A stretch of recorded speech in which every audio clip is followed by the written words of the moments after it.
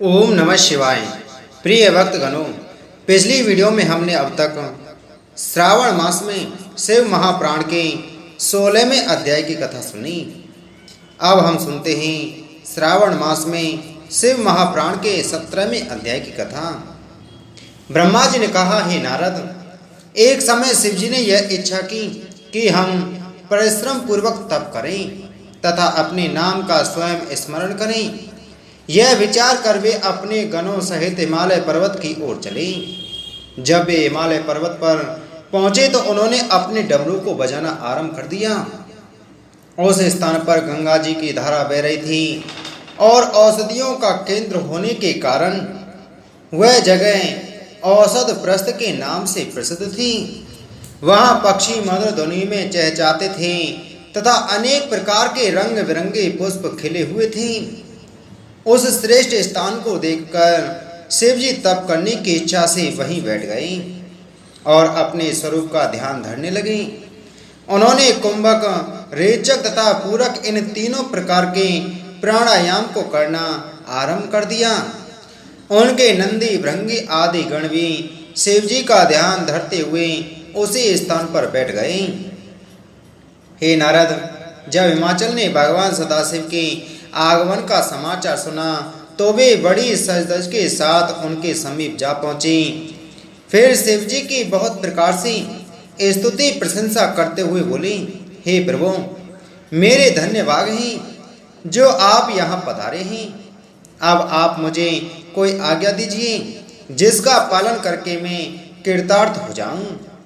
यह सुनकर शिवजी ने हंसते हुए कहा, हे पर्वतराज, हम यहाँ तपस्या करने के हेतु आए हैं और कुछ दिनों तक यहीं निवास करेंगे। हम केवल यही चाहते हैं कि जब तक हम यहाँ रहें तब तक हमारे समीप कोई न आने पावे।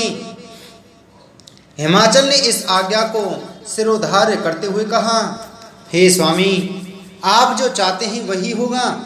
मेरा यह परम सौभाग्य है कि आपने यहाँ पधार कर मुझे प्रतिष्ठा प्रदान की है।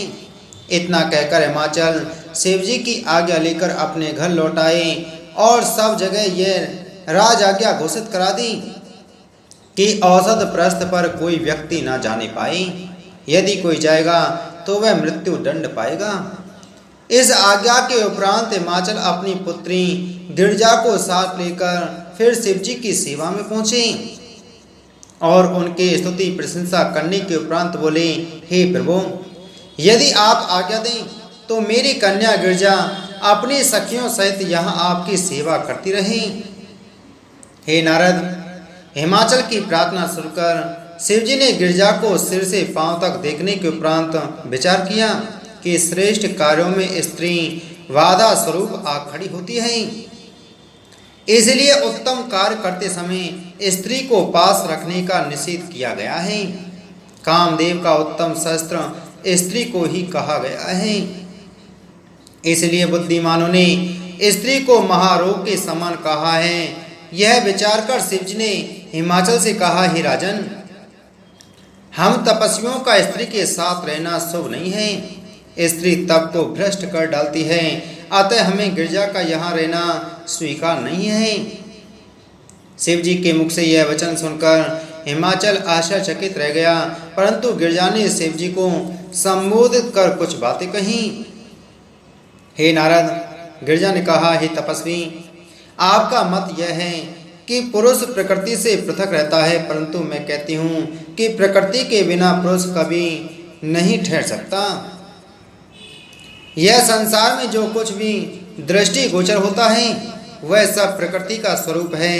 प्रकृति जड़ तथा चैतन्य को अपने बस में रखती है।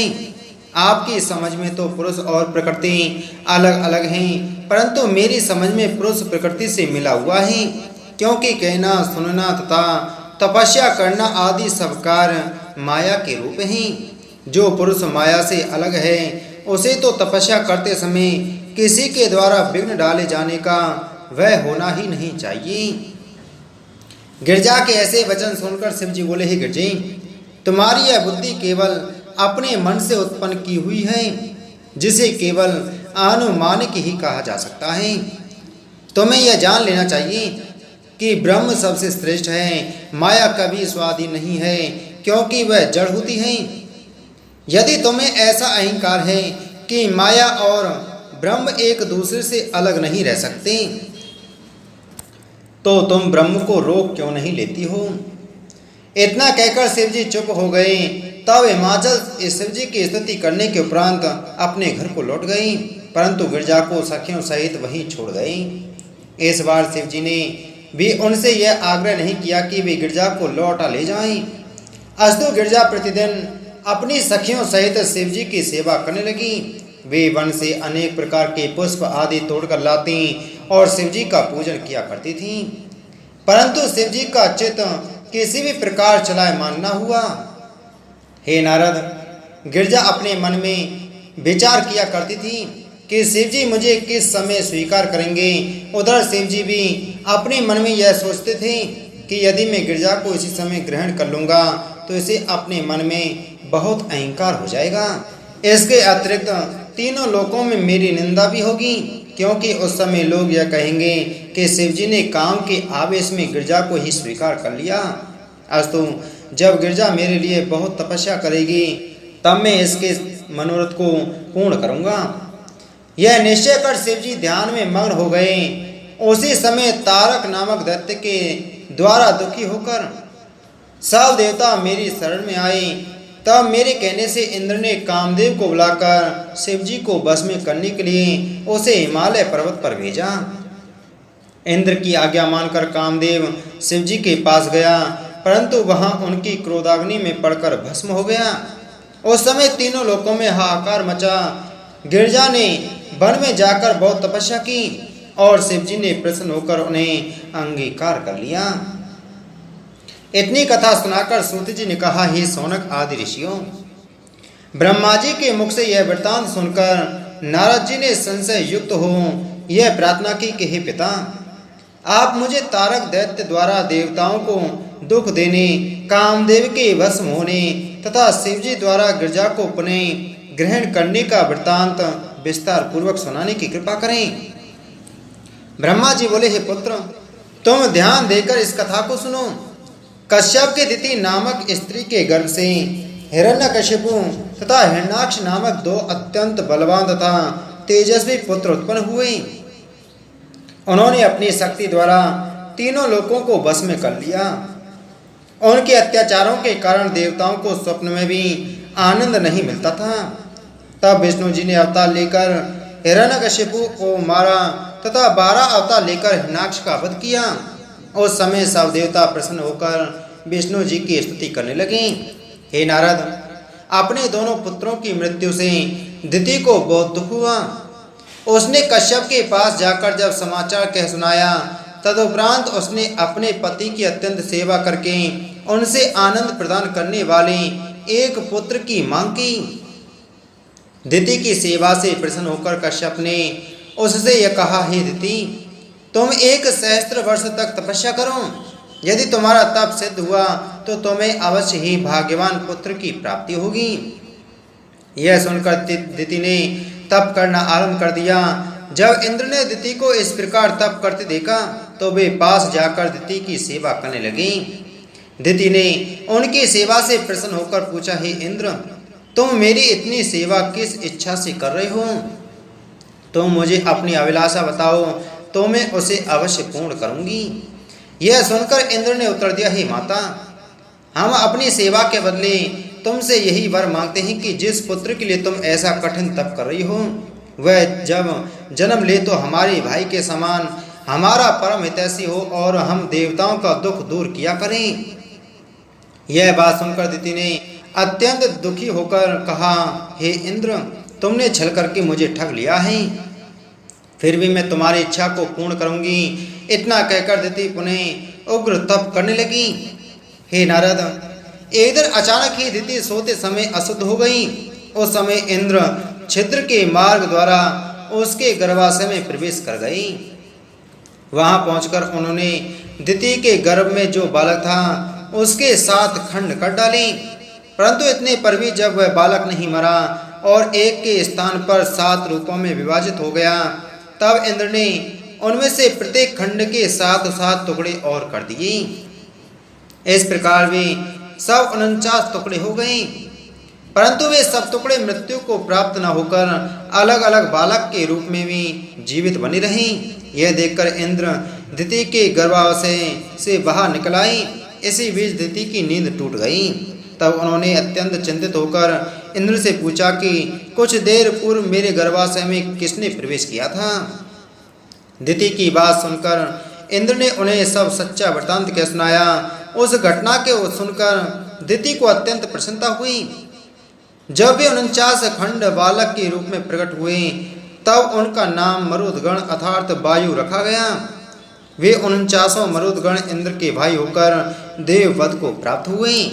हे नारद, मरुदगणों के जन्म के पश्चात दिति ने कश्यप जी की फिर बहुत सेवा की और यह कहा कि हे प्रभु, अब आप मुझे एक ऐसा लड़का दीजिए जिसके शरीर पर किसी भी शस्त्र का प्रभाव न हो सके। यह सुनकर कश्यप ने उत्तर दिया, हे दिति, तुम 10 सहस्त्र वर्षों तक तपस्या करो तो तुम्हें निश्चय ही ऐसे पुत्र की प्राप्ति होगी। पति की आज्ञा अनुसार दिति ने पुनः 10 सहस्त्र वर्षों तक कठिन तप किया। जब उसकी तपस्या पूर्ण हुई तो उसके गर्भ से एक बालक ने जन्म लिया। उसका नाम वज्रांग रखा गया। वह बालक महाप्रतापी, तेजस्वी, धीर, वीर तथा बुद्धिमान था। उसने अपनी माता दिति की आज्ञा से इंद्र को पकड़ लिया, फिर उसे लात घूंसों से अच्छी तरह पीटना और पृथ्वी पर घसीटता हुआ अपनी माता के सामने लाकर खड़ा कर दिया। हारकर इंद्र ने वज्रांग की अधीनता स्वीकार कर ली। हे नारद, जब मैंने इंद्र की यह दशा देखी, उस समय मैंने तथा कश्यप ने वज्रांग के पास जाकर यह कहा, हे पुत्र, तुमने इंद्र को अपने बस में कर लिया है। अस्तु, अब तुम हमारे ऊपर कृपा करके इसे छोड़ दो। तुम अपने कुल में सूर्य के समान प्रतापी हो। तुम्हारी शक्ति का वर्णन कहाँ तक किया जाए। यह सुनकर वज्रांग ने उत्तर दिया, मैं आप लोगों के कहने से इंद्र को छोड़े देता हूँ। मुझे इंद्रलोक प्राप्त करने की कोई इच्छा नहीं है। मैंने तो अपनी माता की आज्ञा मानकर ही इंद्र को यह दंड दिया है। इतना कहकर वह मुझसे बोला, हे पितामह, आप तीनों लोकों के स्वामी हैं, अतः मैं चाहता हूँ कि आप मुझे तीनों लोकों का सार बता दें। उसकी बात सुनकर मैंने बहुत देर तक सोच विचार करने के उपरांत उसे तपस्या तथा योग का सार बता दिया और वारांगी नामक एक स्त्री उसे देकर बोला, हे वज्रांग, यह स्त्री तुम्हारी पत्नी होगी, तुम इसे स्वीकार करो। हे नारद, इतना करके मैं तो अपने लोक को लौट आया। उधर वज्रांग समुद्र में घुसकर तपस्या करने लगा। उसकी स्त्री वारांगी भी समुद्र के तट पर स्थित एक पर्वत के समीप बैठकर तपस्या करने लगी। उस समय इंद्र ने उसकी तपस्या भ्रष्ट करने के लिए अपने अनेक सेवकों को भेजा। उन्होंने अनेक प्रकार के स्वरूप धारण कर वारांगी को डराया, परंतु उस स्त्री के ऊपर किसी का कुछ बस न चला। यह देखकर इंद्र अत्यंत भयभीत हो मनुष्य रूप धारण कर उसकी शरण में पहुंचा, परंतु जैसे ही वारांगी ने उसकी ओर अपनी दृष्टि घुमाई, वैसे ही इंद्र की संपूर्ण माया इस प्रकार लुप्त हो गई जिस प्रकार शिवजी के दर्शन प्राप्त करके संपूर्ण पाप नष्ट हो जाते हैं। तब इंद्र अपने गणों के साथ उस स्थान से चला गया। हे नारद, कुछ समय बाद वज्रांग की तपस्या से प्रसन्न होकर मैं उसे वर देने के लिए पहुंचा। उस समय उसने मेरी बहुत प्रार्थना करते हुए यह कहा, हे पितामह, आप मुझे अपना सेवक जानकर यह वरदान दीजिए कि मुझ में आसुरी भाव उत्पन्न न हो, मेरा मन धार्मिक कार्यों में सदैव लगा रहे। वज्रांग की विनती सुनकर मैंने उसे इच्छित वरदान दे दिया और अपने लोक को लौट आया। तदुपरांत वज्रांग भी जल से बाहर निकलकर अपनी स्त्री के पास जा पहुंचा। स्त्री ने उसे देखकर रोते हुए इंद्र के गणों द्वारा कष्ट देने का सब हाल कह सुनाया, परंतु वज्रांग ने उसे शांत करते हुए धर्म का उपदेश किया और यह कहा कि हमें इंद्र के ऊपर क्रोध करना उचित नहीं है।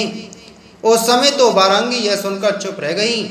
जब कुछ समय उसे पति की सेवा करते हुए व्यतीत हुआ, तब एक दिन उसने वज्रांग से कहा कि हे स्वामी, इंद्र हम लोगों का शत्रु है और उसने मुझे बहुत दुख दिया।